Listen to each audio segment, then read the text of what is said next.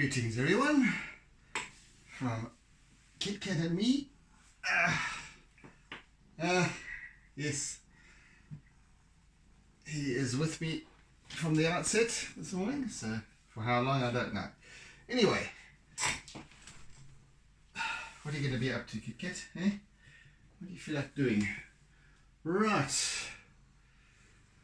Alright.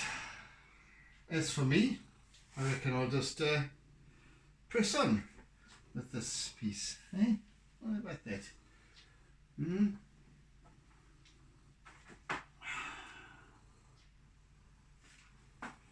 Alright then, some green bits. You need to settle down.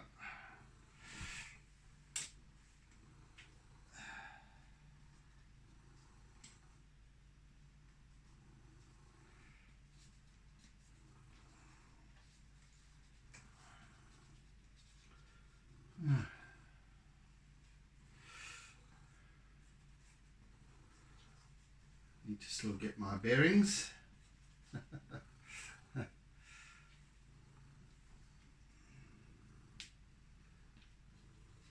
So this top step is just a little below the surface, maybe so much below the surface of the water, and the result is it has slightly different colouring as the sort of mossy what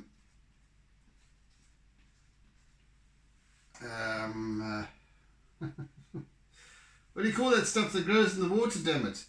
One of those plants that grow in the water. Oh, goodness me. I keep wanting to say weeds, but they're not blooming weeds. Oh, jeez. The stuff that Japanese people give you to eat and stuff. Seaweed. Seaweed. It is weeds, you see. So I was close. Anyway. So this is obviously there's this soft sort of mulchy film of seaweedy stuff that covers the surface in this sort of soft pelt. A surface of the the floor of the pool itself, until it becomes more sandy at the bottom.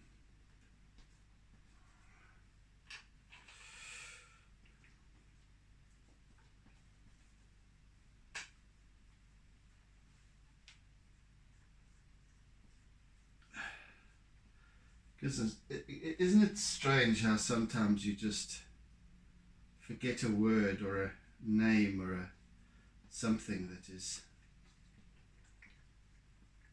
was top of mind a minute ago.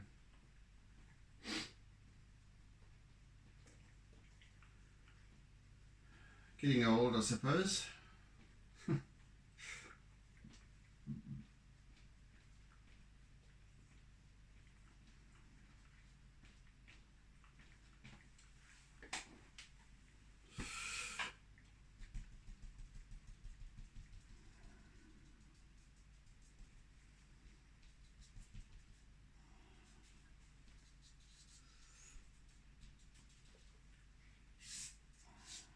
Right.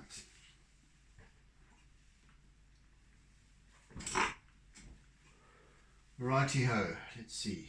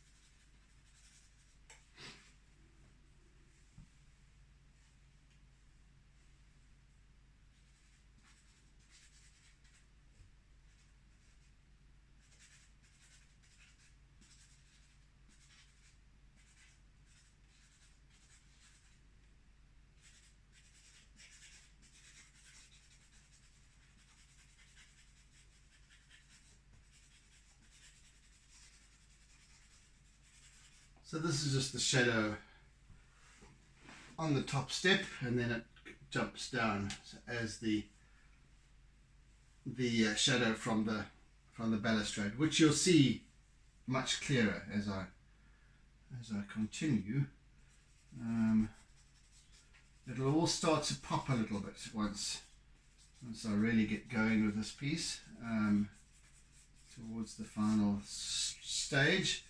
I'm not sure, I don't think I'll finish today quite, but otherwise definitely tomorrow. Not a great deal of detail to do with this piece, but there is a fair amount of line work, and as I say, as I always maintain, when it comes to line work, I tend to underestimate the time it takes, but I am learning. I am indeed learning.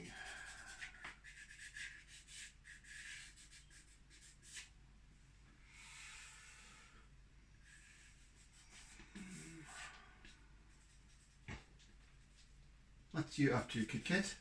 Hmm?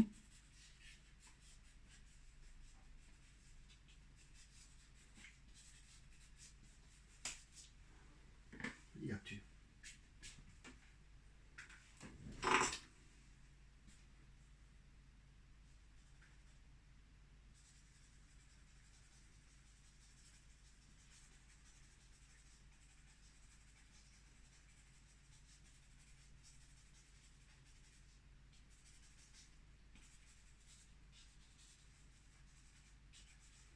So we've got this squiggly sort of shadow of the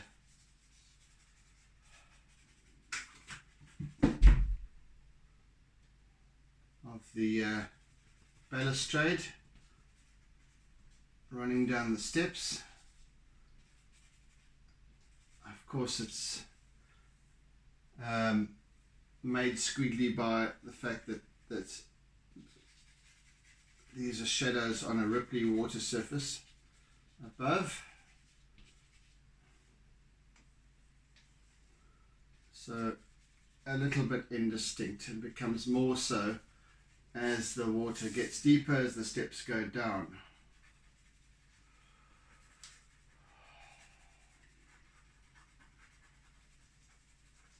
Until eventually just almost dissipates completely.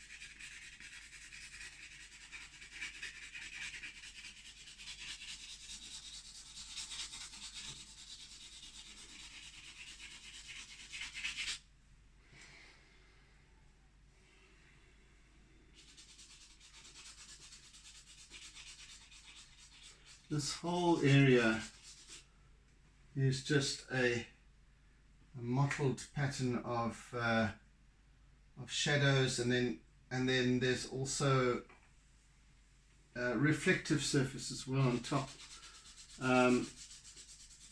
It's an interesting effect.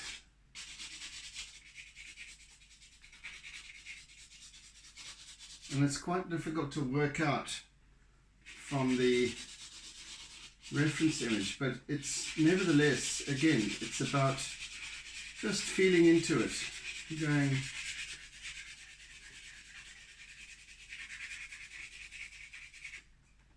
what do I really see?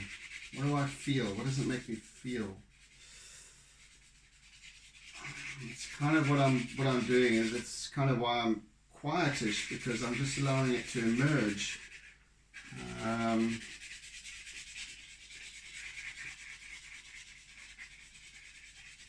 As it's required.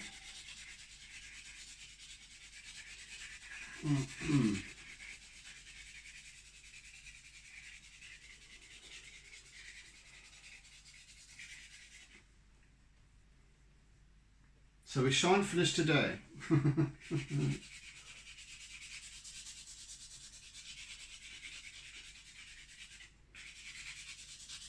This is what I'm receiving at the moment.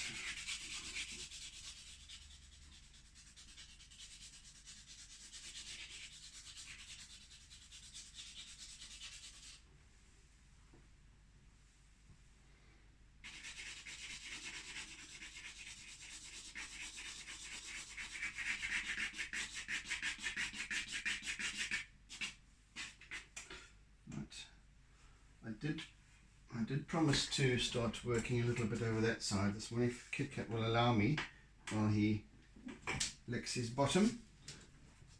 You mind if I move over here, Kit Kat? Excuse me, please.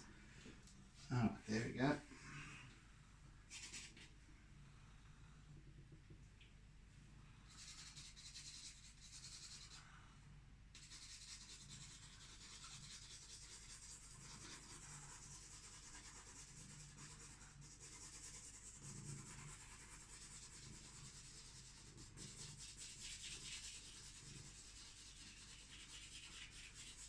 Don't need to do much covering of surface over here, because this is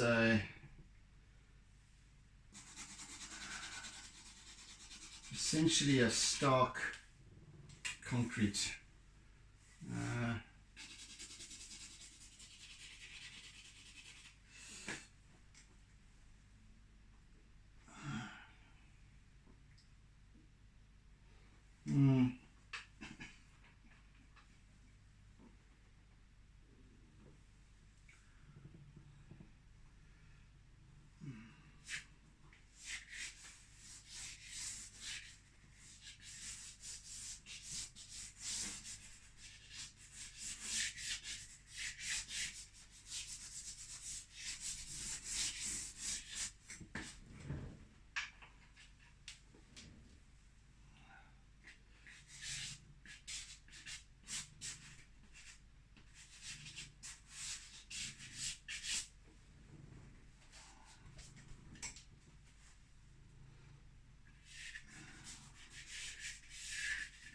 See, I'm already being called elsewhere.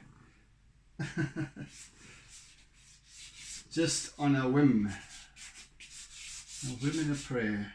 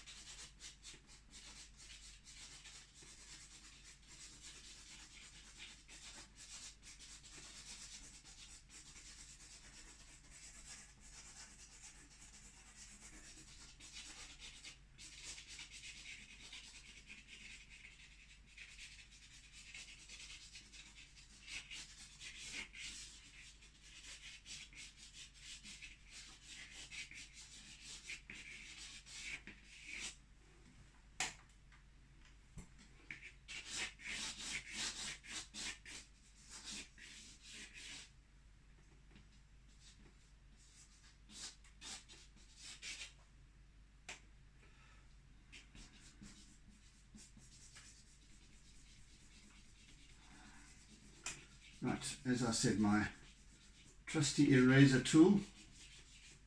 Gosh, I hate working at cross purposes.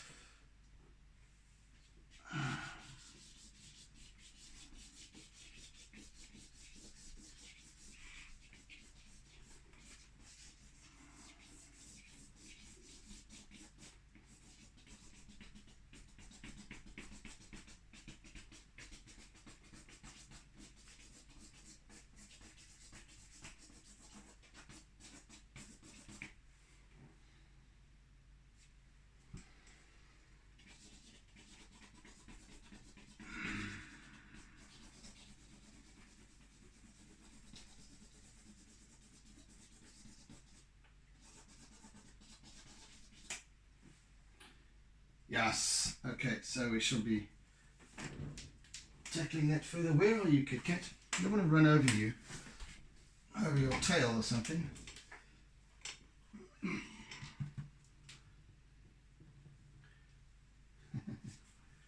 Very invested in what I'm doing is little Kit Kat today.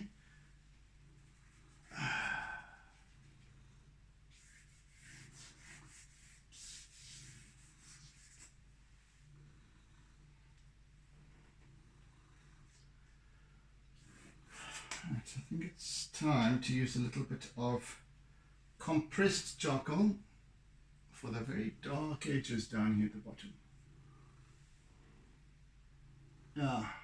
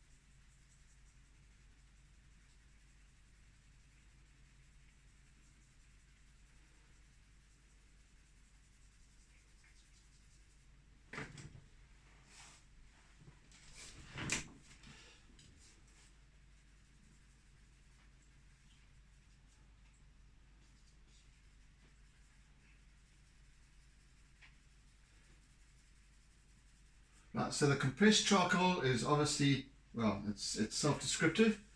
It is charcoal that has obviously been mulched and powdered and then compressed in a machine to make a solid, much more solid, compact stick of, and it's inky black.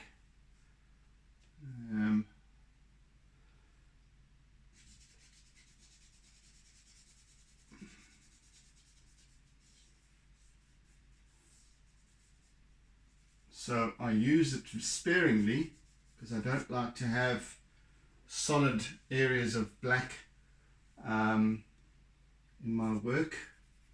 But there are sometimes, some occasions like this where there's a very, very, very dark areas. And even then I can still smudge the compressed charcoal a little bit as well. So, yeah.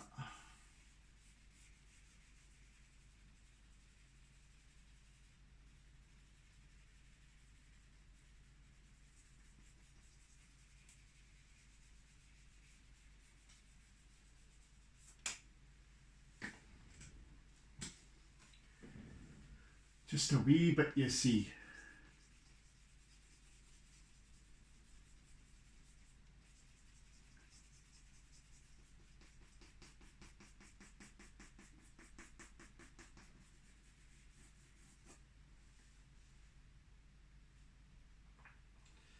Yes, so quite sparingly I use it. And then back to charcoal again. So it's much, so you can see the difference immediately. It's much lighter in its consistency, its weight even. Obviously the charcoal, the compressed charcoal sticks are much heavier by comparison.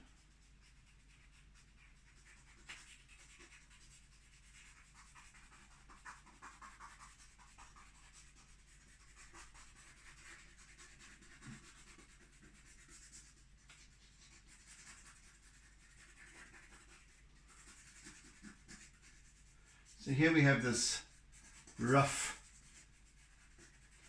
chipped, scraped, eroded edge of the pool, and it's probably about, the water is probably about that much below the top curve, the flat surface of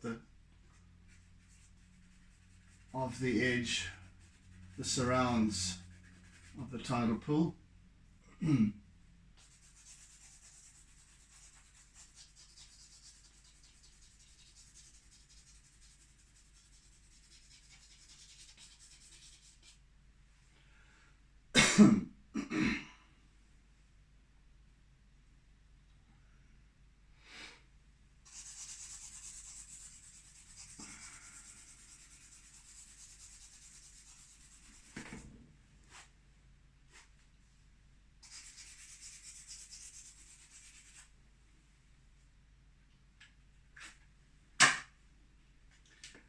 Let's move that back there for the time being. Clamp on over here somewhere. I still will move back there eventually, but there's more white line work involved there, so I want to leave all of that kind of until later. I really want to get on with this area. There's a specific balance of the dark, what is this? It looks like black to me. I do not want to use that. Yes, there's a dark greeniness and a light bluiness. It's the deep shadow cast by the edge of the pool as much as you would have the balustrade, so that the sun is from up there somewhere. So we've got this deep cast shadow under the water on the bottom of the pool, and then on the surface of the water we've got reflected sky. So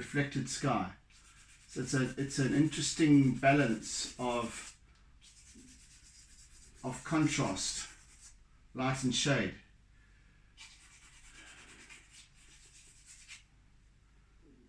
And I won't tell a lie, but I am having quite some difficulty in getting that balance. But it's coming together. It'll eventually get there. It's just you see, again, it's what you see, and we kind of would go, well, yes, I can see the shadow in the water, but we don't really realize that there's also a top surface that's also reflecting sky above, and then the shadow moves into the light area, and then you've got all of a sudden the mossy seaweed picks up that light, and you get the color, the greens and the what have you. So it's a very interesting dynamic of light, shade, contrast, reflective, refractive, etc. Going on with this piece in particular that I'm finding fascinating.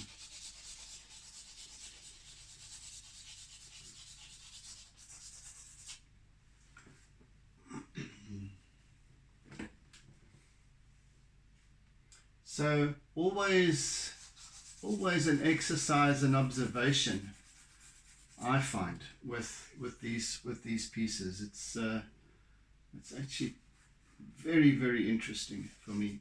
Well, for me at least.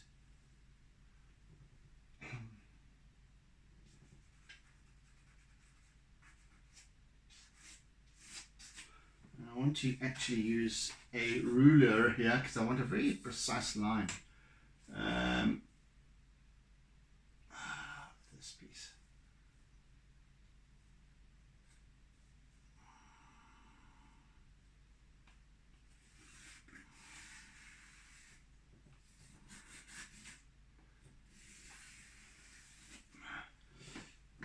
get there, but it's enough just to give me some direction.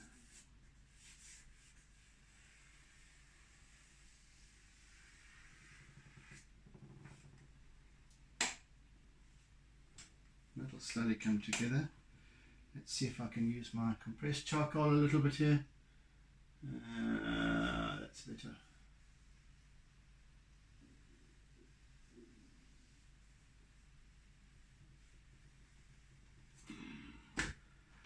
That'll do for now.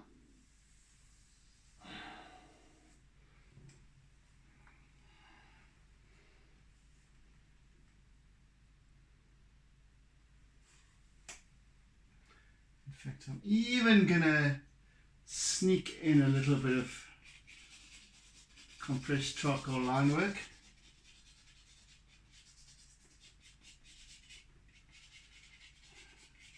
Goodness me, no, actually it's too dark.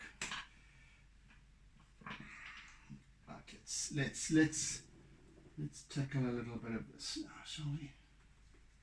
So this is where the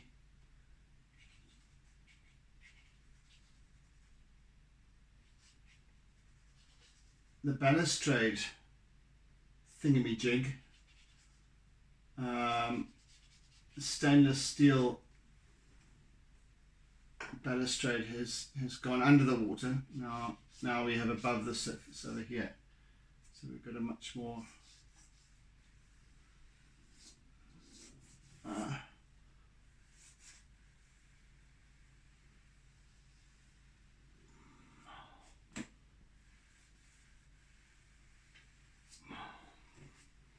and then it becomes very white over here. The extreme reflection of the sun on the stainless steel, bare stainless steel.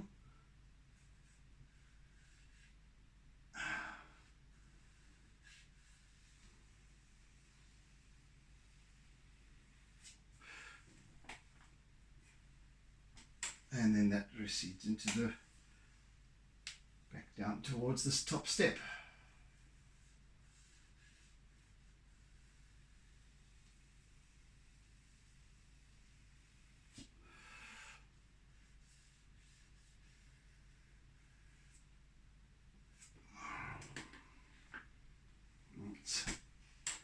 I shall work this out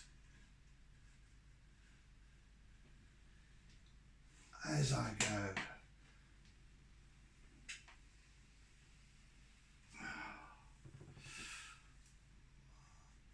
And it's just this little section over here, just that curvy edge where I might use some acrylic just to punch that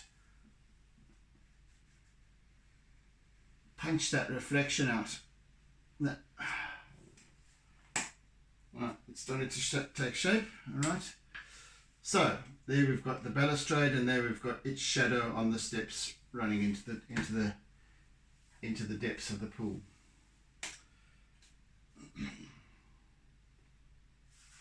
So we've got very interesting, as I said, very interesting dynamics here.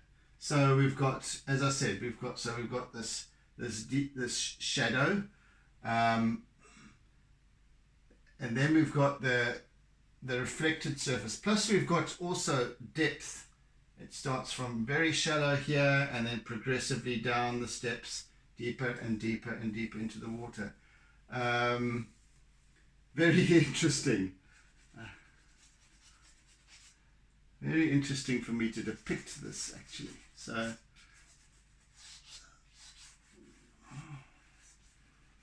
I've got these,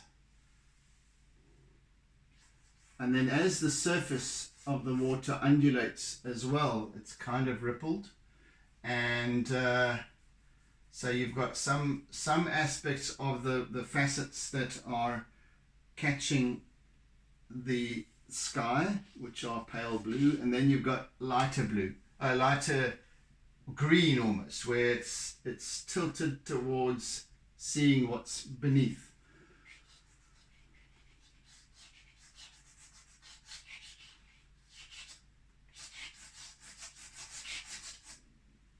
You see, what I find particularly fascinating with depicting this is that we very seldom observe on this level, almost a static level, where this is a moment captured in time. It's a freeze frame, because we get to see the whole in motion, in constant motion, etc.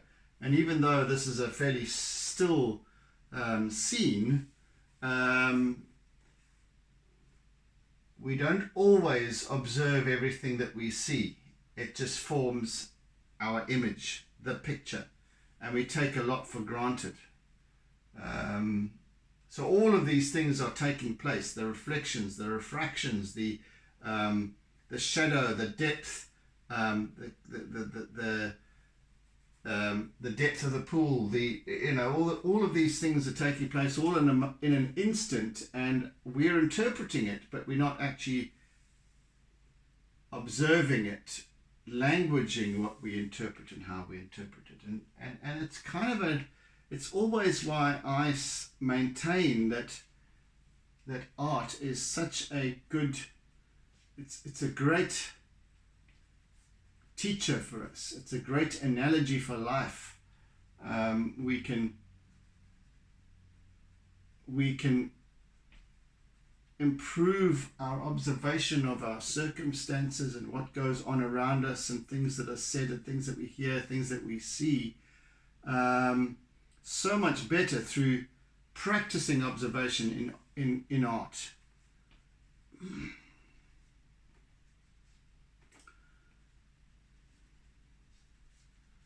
And then we slowly start to become better observers of life. More discerning, more questioning, not taking everything at face value, not just simply accepting everything that we're told.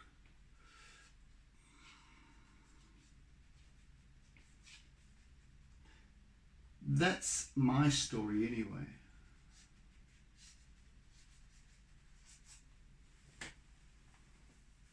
So yes, this piece will take time. As I see it emerging, as I see it taking shape, there's all these little subtle nuances that make it up, that make up this piece and make it believable.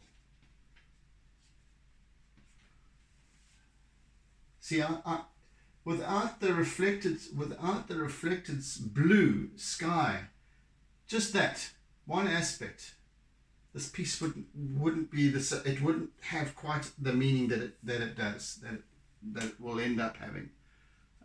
Just with that subtle shift, and it's only pretty much definable in this darker area here, this wedge over here, because of the darkness beneath.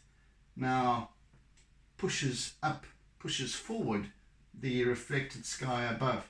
It is over here as well, and I'll depict that as I'll introduce that subtle blue, pale blue as well. But I was just saying, so it's so many different factors that without one factor takes everything else away. So this is why I continuously maintain the importance of feeling what we are seeing more than trying to depict what we actually trying to depict a reference image. I'm feeling it. I'm feeling I'm feeling into what I'm seeing. It's almost like I am channeling it. So I'm channeling this scene and all of its experiences, all of its feelings and notions and sensations.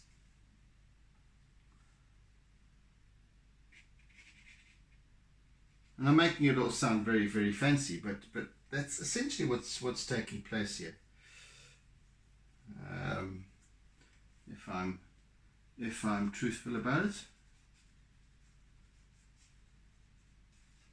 And as an artist that is perhaps a novice, getting going, looking for tips, if there's one tip that I can assist with, it would be that. It is to actually really feel rather than see. Observing is more of a languaging than it is just a purely sight and copying what you see onto your medium. It's a feeling.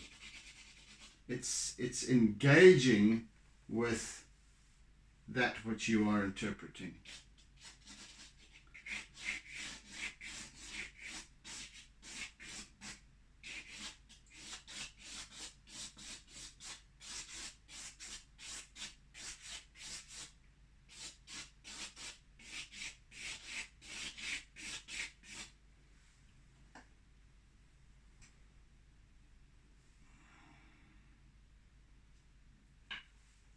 And everyone depicts these things in different ways. Every artist has a different way of observing, so this is why to a large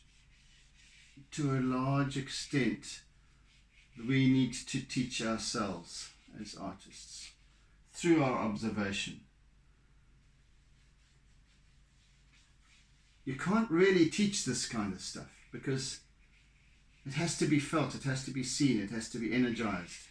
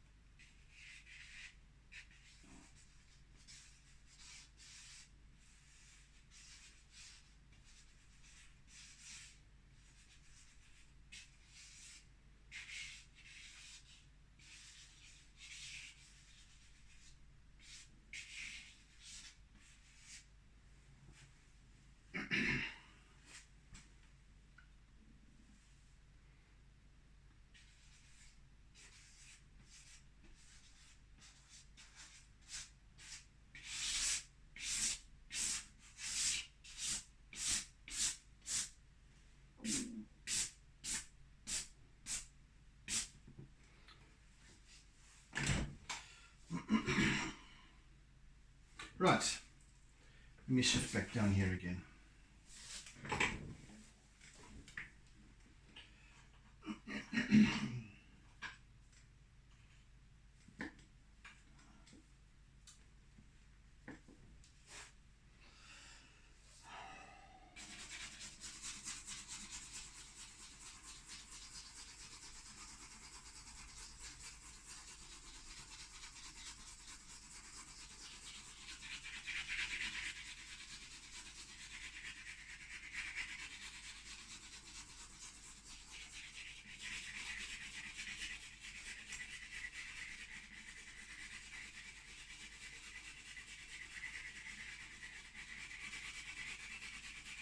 Again, just like I'm feeling the texture and of the water and feeling the light and shade and all that sort of stuff, I'm feeling the texture of this concrete and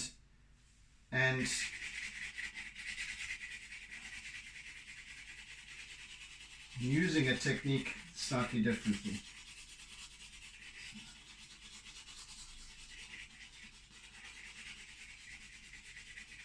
It's a little bit more rigid, so I'm using more sort of cross-hatching here, which I will then blend. It's much more angular. There's a different consistency to the whereas over here it's sort of mossy, slimy, kind of soft. Here it's hard, it's harsh, there's stone chips. So there's a different treatment to it, a different energy to it.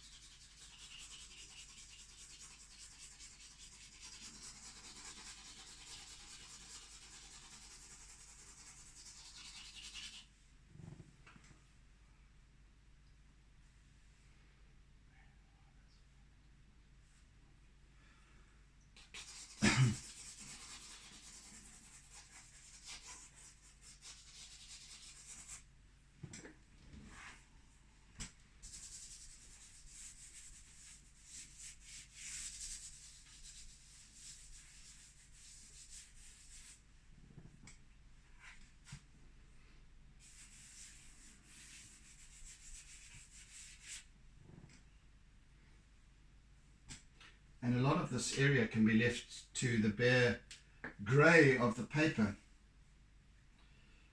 which is perfect.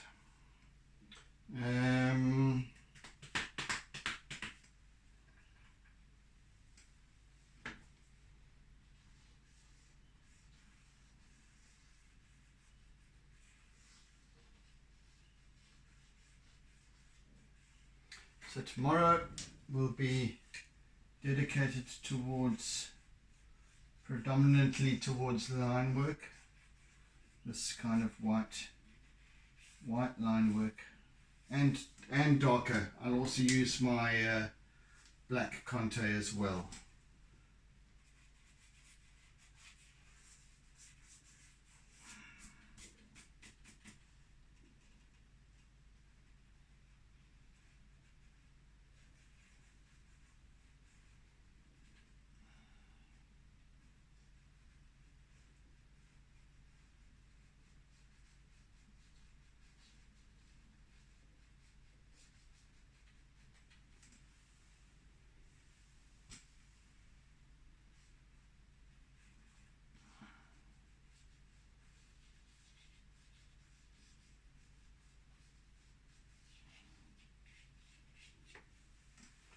So this concrete is not by any means smooth.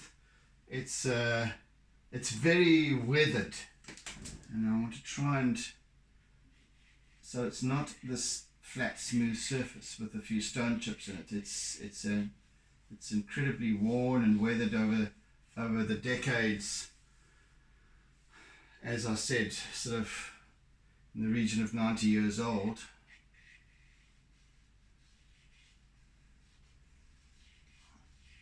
Or more.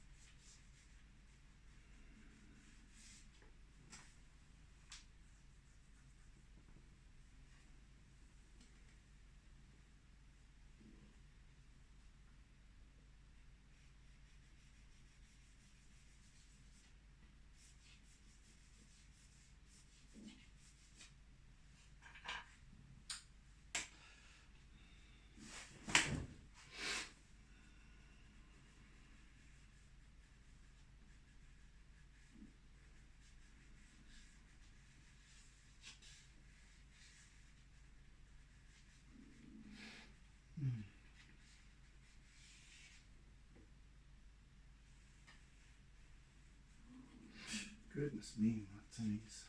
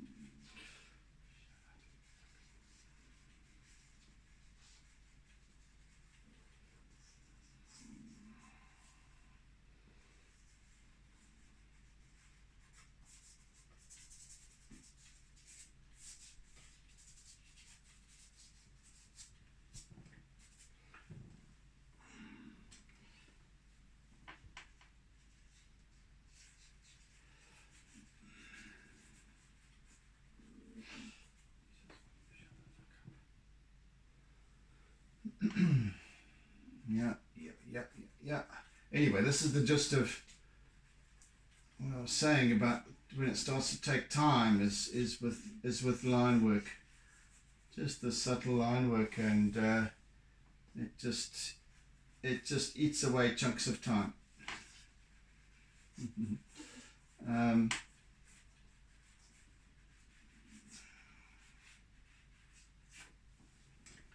Just this doodling work.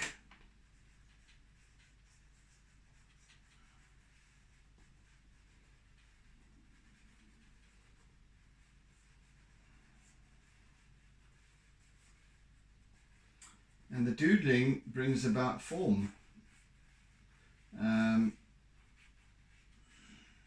It gives it meaning. It gives this otherwise bland, plain surface area. It gives it form. It gives it shape. It gives it dimension, and that's just doodling. Once again, as an indication of life, one can use art in the same sense that just allowing the mind to wander, allowing the mind to doodle is important because it fills in gaps. Being idle is not what we are taught to believe it as being. Being idle is so important to allow the mind to doodle, to wonder, to wonder and to wonder. To wonder in wonder. In search of a fish called wonder.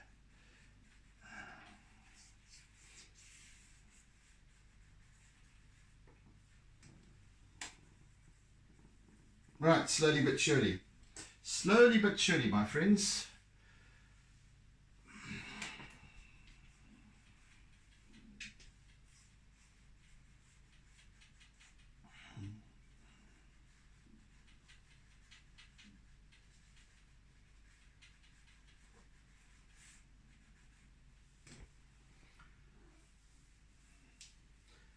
Yes, little boy, Kit Kat. What is up? What is up? You want biscuits, don't you? You want me to come and give you biscuits. Give me another 8 minutes and I'll be there.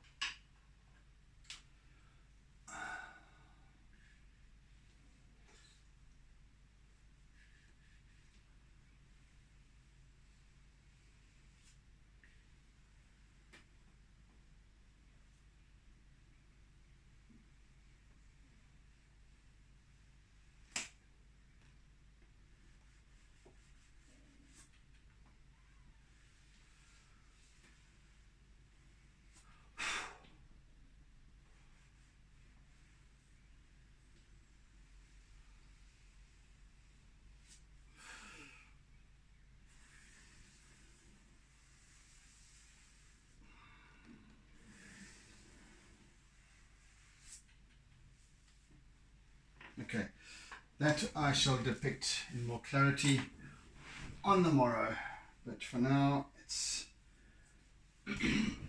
fine.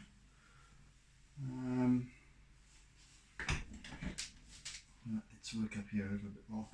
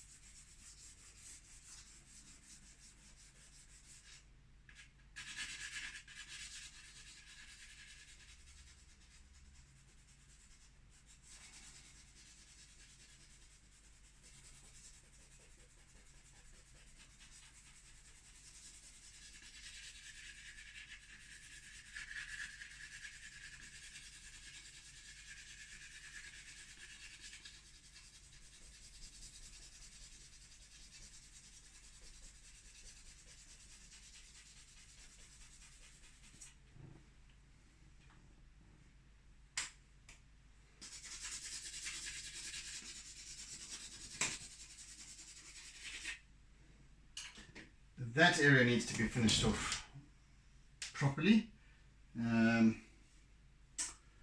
This I acknowledge.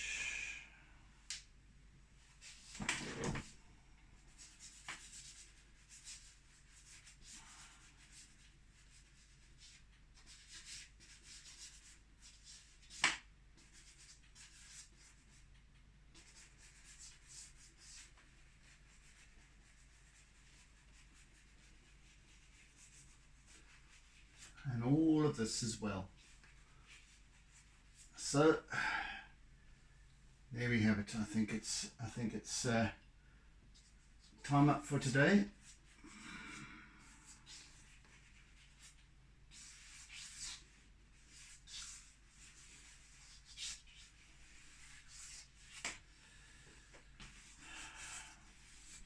Right. That's it, peoples.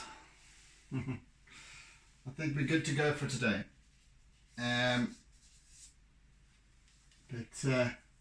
Yes, good progress today, I think.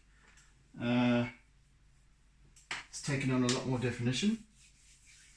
So we shall complete it tomorrow. Meantime, thank you for joining. Thank you for sharing my work. Thank you for your words of encouragement and thank you for coming along for the ride. Really appreciate it. So do join in again tomorrow as I complete this piece. So meantime, oodles and oodles of toodles, and see you again on the morrow. So be good, be safe, be kind, and and have a fantastic day ahead. Toodaloo. Bye. Don't forget to doodle.